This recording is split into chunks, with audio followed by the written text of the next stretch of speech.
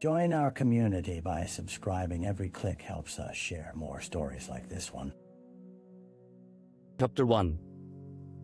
The Introduction. In the small, unassuming town of Millstone, the whisper of secrets layered the air like an unseen foe. Nestled between aged rolling hills and winding streams, it was the kind of place where everyone knew each other's name and their business. Yet beneath the facade of familiar smiles and friendly waves, the darkness festered, threatening to uproot the very fabric of this tight-knit community. On a crisp autumn evening, the air filled with the fragrant scent of fallen leaves, a late-night phone call shattered the calm. It was a signal of dread. The local police department responded to reports of a shattered window at the town library. The dimly lit building, normally a sanctuary of knowledge, now served as a crime scene, its walls drenched in the echoes of a violent struggle.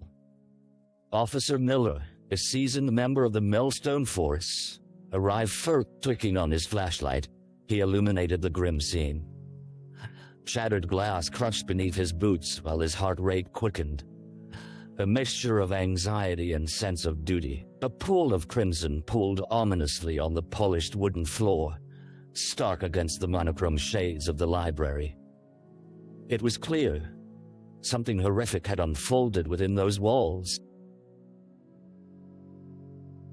As investigators began piecing together the fragmented story, they learned of Sarah Donovan, a well-loved librarian, known for her quiet demeanor and passion for literature. Sarah had been in the library alone that night, the echoes of her laughter still reverberating through the pages of the book she cherished.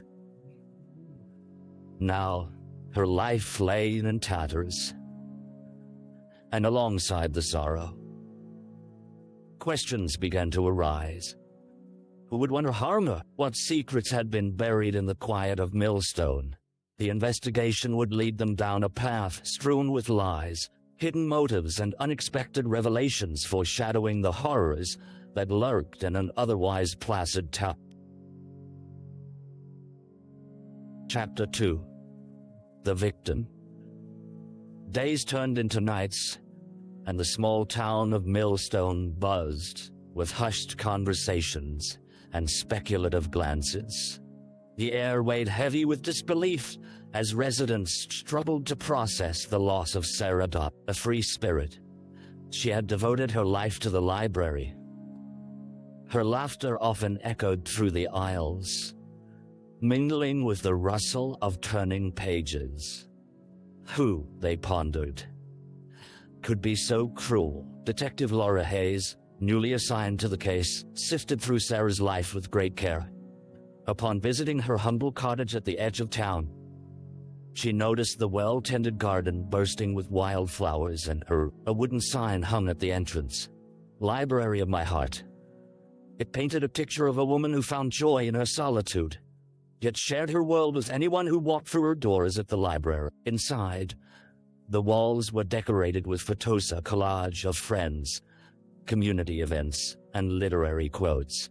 Each image told a story, a life full of connections and laughter. As Detective Hayes looked closer, she noticed a photograph of Sarah and a man standing outside a local coffee shop, the two blissfully unaware of the challenges that would soon derail their lives. A name scribbled on the back caught her attention.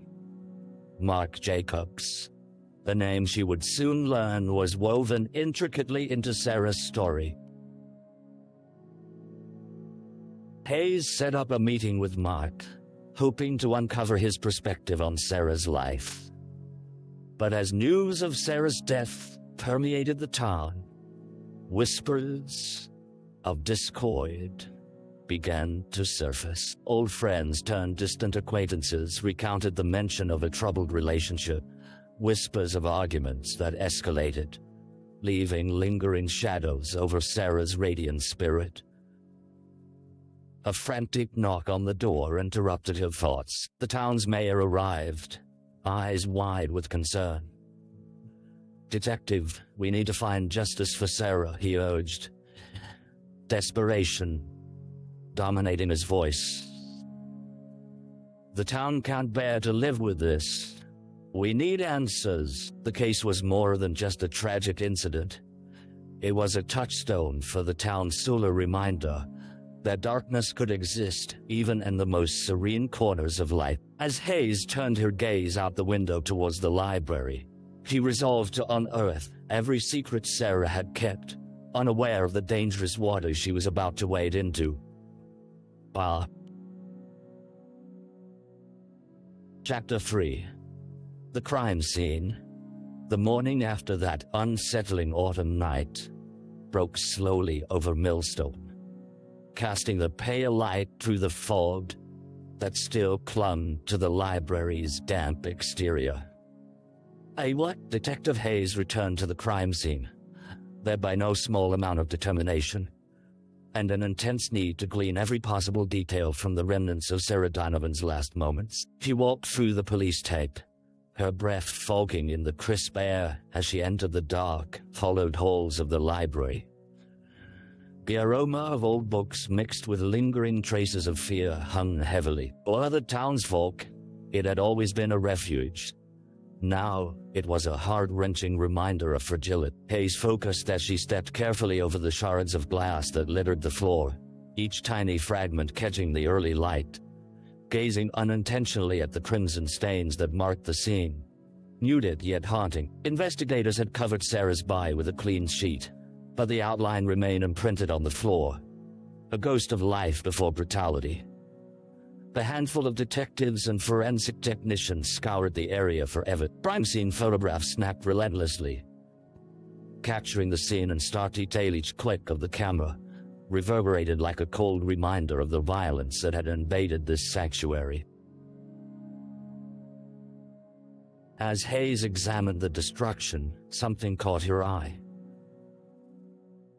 Just beyond the window through which Sarah's intruder had gained entry, she spotted tiny smudges of dirt that clung to the frame. It was peculiar, as if someone had tried to climb inside. Her heart raced at the potential clue, and she edged closer, noting the peculiar pattern in the grime beneath the hurried scrawl of handprints, almost as if they had slipped in desperation. An evidence technician kneeled nearby, carefully lifting a small item nestled in the folds of a charred book. As he stood, he revealed a delicate silver locket, tarnished and weathered, suspended from a tangle of chain. "Found this near here. It looks like it might belong to her," he said. Hayes examined the locket, intrigued. If this belonged to Sarah, it could hold the key to understanding her relationships, her secrets. As she turned it over in her palm, a flicker of hope ignited in her the harder. She probed into the layers of Sarah's life, the closer she would come to unraveling the truth behind the shattered calm of Millstone. Questions twisted within her. Who would want to hurt Sarah? And what might the locket reveal about the warmth that had briefly flickered out? With the locket safely tucked away, Hayes surveyed the now grim library. It transformed from a corridor of knowledge into a battleground tainted by loss. She could feel that the town would soon be compelled to rise from its paralyzing sorrow reverie, entered at a deeper, hidden darkness. Chapter 4. The Early Investigation. Following the grim discoveries at the library that morning, urgency thrummed through the Millstone Police Department as the investigation entered its critical early phase. Detective Hayes assembled a team of officers, ready to leave no stone unturned in their quest for justice. For Sarah Donovan, with the locket in hand, she moved to create a timeline, piecing together fragmented snippets of information that could shed light on the preceding events leading to that devastating night. The first point of contact was Mark Jacobs, the man from the photograph that weighed heavily on her mind. Hayes arranged an interview at a small diner on Main Street, a place where time itself seemed to stand still amidst the ever-encroaching shadows of grief. The hum of local chatter filled the air as she approached Mark, whose haunted expression told its own story of loss and confusion. "Mark, thank you for coming," Hayes offered, sliding into the booth across from him. "I just want to know what happened," he replied, his voice barely above a whisper. "Sarah didn't deserve this." Placing the locket on the table, she watched as Mark's eyes widened, realization dawning.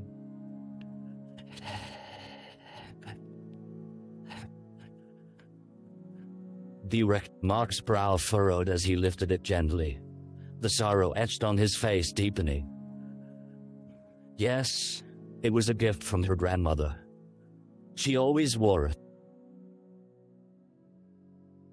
They continued to speak about Sarah's life, her passions, and the people she surrounded herself with. As remnants of a previous relationship surfaced, Mark hesitated when asked about their breakup. "We had our issues, but I never wanted her harm. It was complicated." And as their conversation unfolded, Detective Hayes noticed inconsistency, threads of emotion knotted together but frayed around the edge. Moving on from Mark, she could not ignore other names that began to surface in their discussions. Friends, acquaintances, even strangers claimed to have tangential connections to Sarah. One by one, she began contacting those who knew Sarah. Each interview told a different version of her life, a vibrant woman who had her struggles hidden behind those caring smiles. Most spoke fondly of her warm spirit, but there were whispers of jealousy among certain friends, an ugly inch of competition, as if Sarah's kindness had also left others in the shade. The deeper the investigation ran, the more paths branched before her,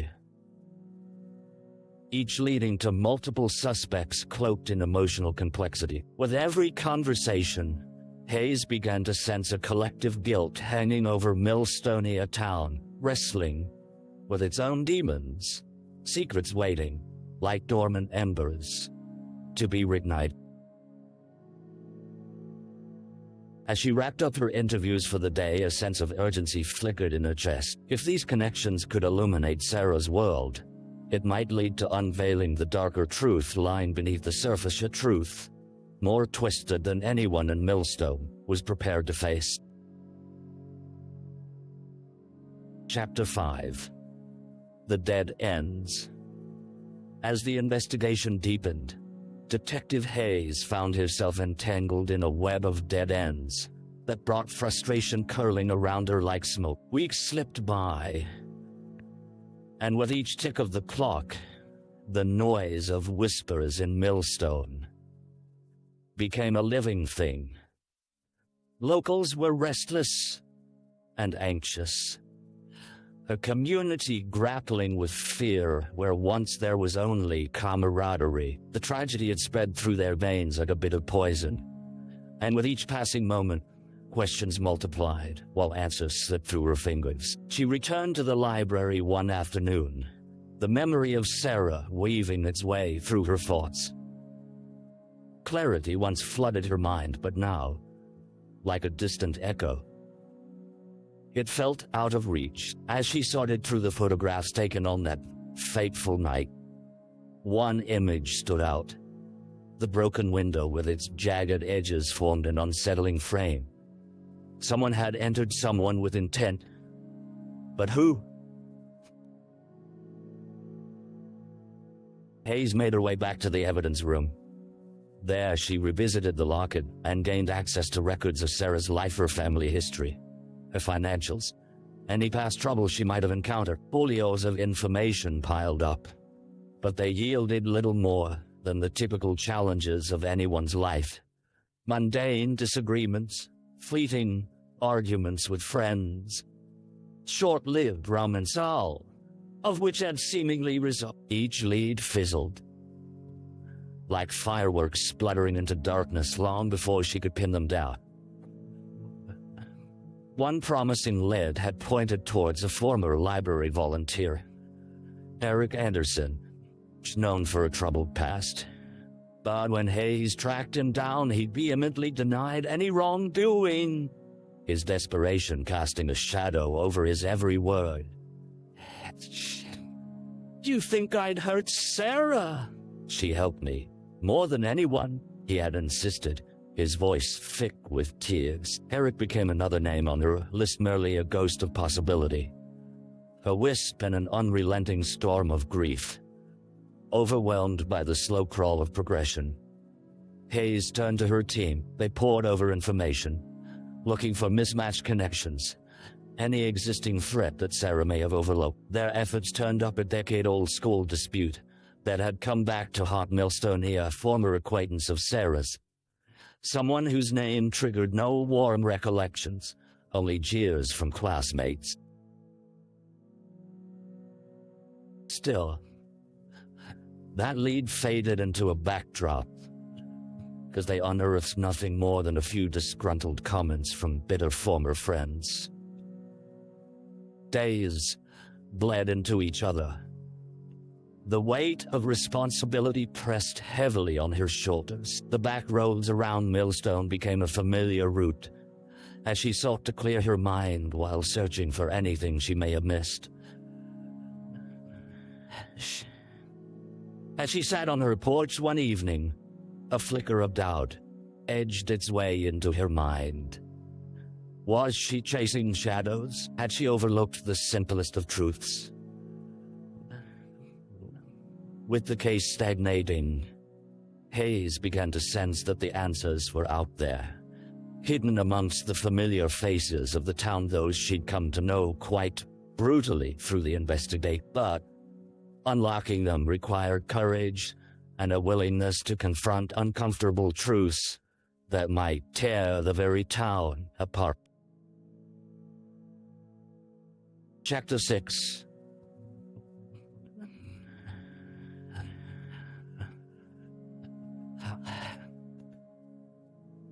A break in the case. As the autumn days grew colder, Detective Hayes fought the encroaching dread of resignation that lingered in her chest. The weight of the investigation bore down, but hope flickered as she returned to her desk one dreary afternoon, only to find a note left by a colleague with a sense of urgency radiating from it. "Check in and on Clara Mills," the note read. Heard she had been close to Sarah, might have seen something. Clara Mills was an old acquaintance of Sarah's, and had once been her confidante in high school before drifting apart. Hayes recalled that Clara had dropped out of the public eye after facing personal struggles, adding to the clouds of uncertainty hanging over the relationship that Sarah had maintained with many of her former friends. Hayes, fueled by renewed determination, set off to find Clara, tracking down an address outside of town where a dilapidated cottage lay shrouded in overgrown shrubs. As she approached, she felt an air of desolation, a sense that time had left Clara behind. When Clara opened the door, surprise flickered in her eyes, quickly masked by unease. "Detective Hayes, I didn't expect to see you here." "May I come in?" Hayes asked, her voice steady, eyes intent. Once inside, the darkness of the cramped living room seemed to weigh heavily on both women. Clara was a shadow of her former self. Her skin was drawn tight against her bones, and worry lined her brow deeply. But one thing remained intact: their connection to Sarah, even in absence. "I heard you were close to her," Hayes began, carefully probing. "And I know that you must be heartbroken." Pyra remained silent for a moment, the light of the fading afternoon sweeping through dust motes hung in the air. "We were friends once, but it's been years."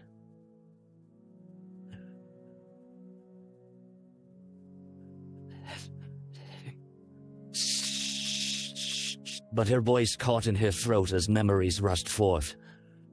There was something. What did you see, Clara? Every word was a nudge. A hope to break through the barrier of pain. I saw a man hanging around the library the last few weeks. I didn't think much of it until I heard about her death. He would linger, just outside those big windows, always watching. Clara's words rushed out like a torrent, relief washing over her face as she confessed. He looked familiar, but I couldn't place him. When Sarah spoke about having a stalker, I dismissed it as paranoia. She often worried too much. It was the lead Hayes had longed for. A thread threaded precariously through an otherwise thick fabric of uncertainty. Clara described the man's build, a worn jacket he often wore, unknowingly stitching a new pattern to the canvas of the mist. Detective Hayes felt a jolt of energy surging through her veins finally. A viable lead to follow. Clara's face twisted with worry. He must be careful. Detective? If he was watching her, maybe he's watching you now, and with that electrifying warning ringing in her ears. Hayes understood she was no longer just chasing a ghost from the past. Now, she was being drawn into a hunt for someone all too real, someone who had not only stolen Sarah's life, but now posed a risk to her own. The battle had commenced anew, and this time, she was ready to confront the darkness. Chapter 7. The Suspect. The revelation of Clara's encounter ignited a fire within Detective Hayes. With the description of the man lingering in her mind like a haunting melody, she mobilized her team to break down the townspeople who matched the profile. Desperation had begun to evaporate, replaced by a structured resolve. They began poring over records, looking for anyone with a connection to Sarah. Anyone who had a reason to lurk around her library. As the sun dipped below the horizon, painting the town in shades of orange and deep burgundy, Hayes couldn't shake the feeling of urgency pulling at her. She flipped through the file marked suspects, her heart racing as names flashed before her eyes. People whom Sarah had known, worked with, and loved. Yet as she rifled through the papers, one name stood out, almost glaring back at her. Adam Trenton. Adam had been a familiar presence in town, a local handyman with a penchant for fixing up homes, known for his lingering presence at the community center. He'd offered his services to Sarah multiple times, volunteering to assist with the maintenance of the library. But beyond that, whispers hinted at an obsessive admiration that others had deemed inappropriate. Reports dripped with concern from fleeting conversations about his off-putting demeanor. Had he turned admiration into fixation? Digging deeper, Hayes discovered that Adam had been previously charged with stalking behavior towards another woman. Her heart sank as she connected the dots. An outsider, pushing into the warmth of Sarah's life. Cold fingers wrapping around fondness until it morphed into something dangerous. That evening, Hayes located Adam at a rickety bar just outside of town, familiar with his usual haunt. Inside, faint music played as laughter and clinking glasses formed a backdrop. The contrast to the investigation loomed large. Lou, wearing a plaid shirt. Adam sat hunched over a drink with unkempt hair shadowing his eyes. "Detective Hayes," he said, surprised yet strangely unfazed upon her arrival. There was an eerie calm around him, the awareness that the facade he had constructed was thinning.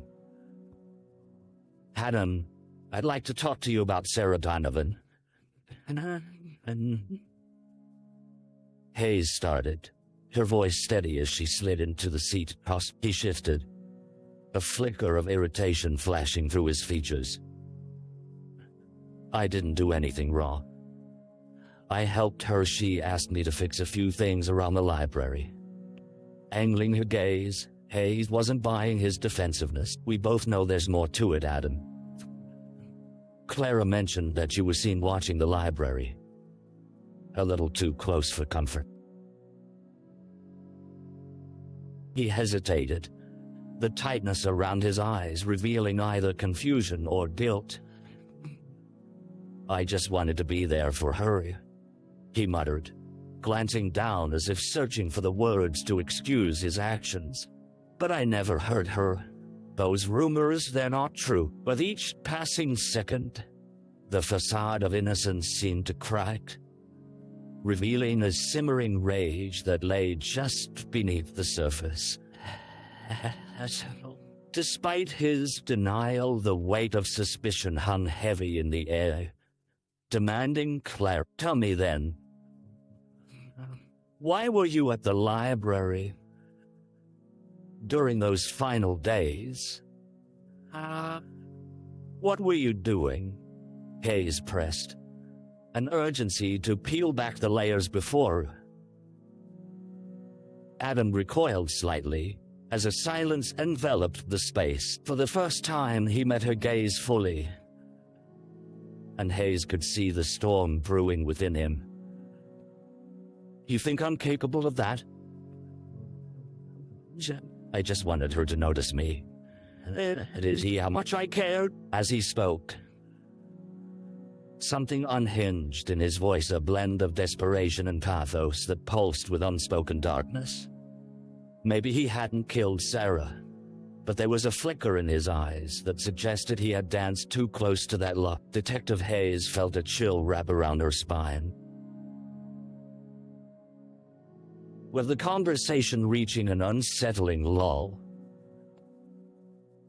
she realized that they had entered dangerous territory where a mere obsession could turn to rage. Preparing herself for the worst, Hayes knew she had to tread carefully with this suspect, for the truth was lurking just beneath the surface, waiting to emerge in a tumult of heartache and violence.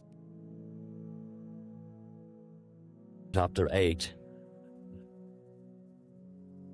The trial. Months had passed since the harrowing events that brought Detective Hayes and the town of Millstone to their collective knees, as the leaves turned once again to rich hues of gold and red. The scene was set for a moment that would fracture the community, a trial that would dissect the loss of Sarah Donovan and expose the wounds that lay beneath the surface. Inside the courthouse, the air pulsed with anticipation, thick and suffocating as townsfolk gathered in hushed groups, the weight of grief agitating their thoughts. The small courtroom was a semblance of normalcy, yet it felt anything but. Adam Trenton sat at the defendant's table, his expression a mixture of defiance and trepidation, as if he could sense the judgment lingering in the air. Witnesses filed in steadily, a parade of familiar faces, each stepping forth illuminated under the glaring lights. With each story told, the tapestry of Sarah's life grew richer and far more complex. Friends recounted her kindness, her laughter echoing through the library, while others described their concerns over Adam's obsessive behavior, the darkness unfurling from the edges of fond memories. Hayes sat among the audience, embodying the weight of stakeholders in the case, a silent observer whose every breath felt entwined with the narratives unfolding. As she listened, conflicting emotions churned within her.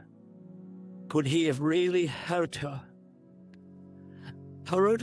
He had really. The evidence was compelling, but in overwhelming seas of doubt, the truth began to feel like a haunting specter, always just beyond reach. The emotional crescendo tracked the air. Flower Mills took the stand, her eyes moist with unshed tears. I didn't want to believe Adam was dangerous, she admitted, voice shaky. But I saw how he'd follow her, how he'd linger when she wasn't watching. I thought it was harmless. I didn't think he would hurt. The prosecuting attorney pressed her gently, coaxing a deeper connection to her memories. What did you see that made you think he was a threat? His eyes, they always had that hunger. I thought he just wanted friendship.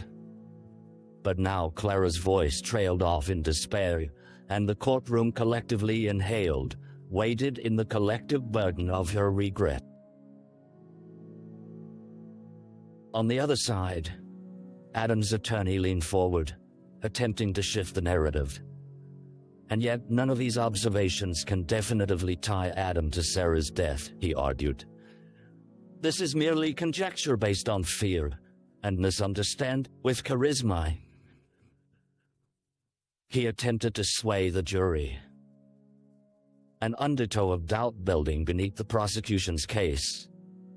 Hayes watched the dynamics unfold closely, acutely aware that the trial was as much about public perception as it was about justice. Every witness who spoke became a representative of the town's heartbreak, slicing through the facade they'd all worn, revealing a canvas decorated not only with love, but also latent fears. When it was time for Hayes to testify, a hush descended like a weighted cloud. Standing at the witness stand, her heart thrummed in her chest. He recounted the evidence, the timeline, and the patterns woven from the fragments of Sarah's life, portraying a portrait of a woman who had inspired warmth amid a backdrop of shadows. With every detail, she breathed life into Sarah again. As the trial continued, the jury deliberated, and the pulse of the town quickened nervous energy, swinging between hope and fear. Eyes would watch as a verdict was delivered, not just for Adam, but as a reflection of Millstone itself, a community that yearned for peace amidst chaos, a yearning that threatened to crack with the weight of sorrow. The day arrived, filled with an acute finality. As the jury returned, their expressions etched in resolve, a hush fell over the courthouse as the foreman stood the single word that would ripple through the lives of all those who had gathered, cementing either the darkness they sought to quell or the innocence they desperately held on to. The sound of that word would echo through each heart in Millstone, forever marking the moment when innocence was lost, and the specter of Sarah's memory would linger as both a reminder and a mournful news. Chapter 9. The Aftermath. As the verdict resonated through the crowded courthouse, a palpable mix of emotions erupted in the chamber. We find the defendant guilty of second-degree murder, the foreman declared, the words hanging heavy in the air, a thunderous strike echoing throughout the room. Shock, relief, and an undercurrent of sorrow swept through the crowd, and the atmosphere thickened with the weight of both justice and loss. Detective Hayes stood among them, her heart heavy with the complex aftermath of the trial. A part of her had craved the certainty the verdict brought, the solace in knowing that Adam Trenton would face consequences for his actions. Yet, as she absorbed the faces around her, she couldn't help but feel that no amount of justice could mend the irrevocable fracture Sarah's death had left on Millstone. In the weeks that followed, the town struggled to heal. The air was laced with anguish, a haunting reminder of what had transpired. While some rallied together in support of Sarah's family, others shivered with the after-effects of fear that lingered, akin to a chilling breeze that swept through even the warmest of days. Streets once dotted with laughter now felt muted, shadows lengthening and familiar corners as doubt seated itself firmly in hearts. Detective Hayes began checking in on the community, fostering connections she had formed during the investigation. She visited the library now, a gathering point for mourners. As a memorial blossomed in the heart of the town. Flowers, candles, and handwritten notes surrounded Sarah's image, a poignant testament to her impact and the love people had for her. A place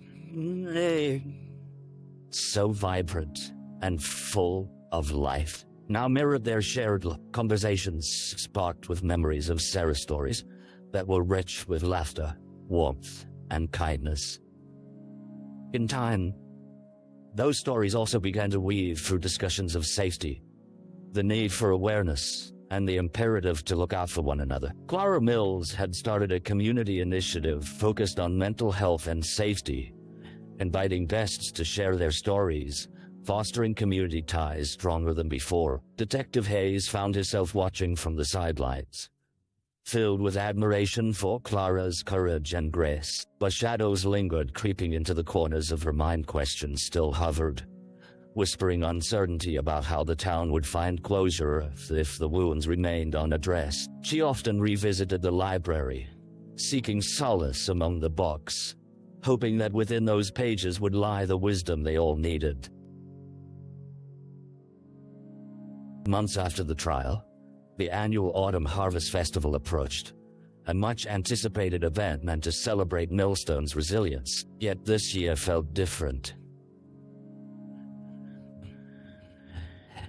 The current of grief flowed through every interaction, transforming a tradition into a bittersweet reminder of Sarah's absence. As the day unfolded, the townsfolk gathered, and despite the heaviness, laughter mingled with sorrow, a testament that life, with all its unpredictability, continued onward. Detective Hayes found herself standing near the memorial, absorbing the spirited essence of the event. She tracked Clara as she moved through the crowd, orchestrating laughter and sharing warmth.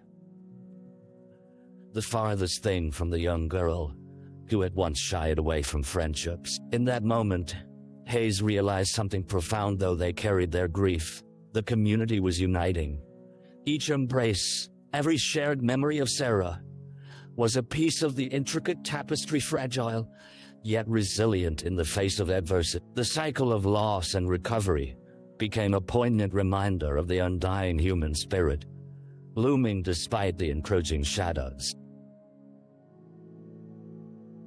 As the sun dipped below the horizon and lanterns ignited with a gentle glow, Detective Hayes felt a flicker of hope ignite within her. The battle with darkness would always linger, but Millstone together took each step toward healing as tremors of grief morphed slowly into a resolve to honor the light Sarah had brought to their lives. In that moment, she knew that while the shadows would always remain, the community was learning to shine together through the darkness. Chapter 10. Reflection. As the final lanterns flickered into darkness, Detective Hayes stood at the edge of the festival, absorbing the palpable energy that resonated among the townsfolk of Millstone. The laughter and shared memories seemed to bloom from the ashes of sorrow, a living testament to resilience. Against the backdrop of the cool evening sky, she pondered the complexity of human emotions, the intertwining threads of loss, love, and the capacity to rise again. Time had passed since the trial, yet the shadows of past events still loomed large. In the quiet of the moment, Hayes grappled with how Sarah's death had altered the very essence of the town and her own life. The investigation, once a spiral of echoes and unanswered questions, had transformed into lessons learned. Hayes recognized the importance of vigilance, of reaching out, and most importantly, of building connections. That night, as the laughter of children bubbled up like a stream trickling under the weight of fallen leaves, she reflected on how one life had ignited a spark that had brought an entire community together. Sarah Donovan had become more than a victim. She was a symbol, a catalyst for change.